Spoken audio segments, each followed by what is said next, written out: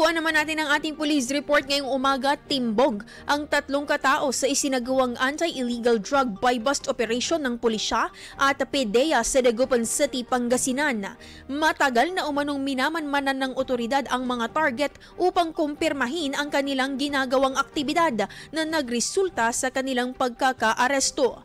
Nakumpiska sa mga ito ang 3 sachet ng hinihinalang shabu na nasa 12 gramo at tinatayang nagkakahalaga ng nasa 82,400 pesos. Nakumpiska rin ang ilang drug paraphernalia.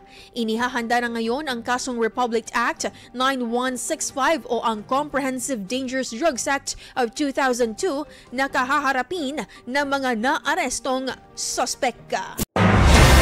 IFM News. IFM News. IFM News.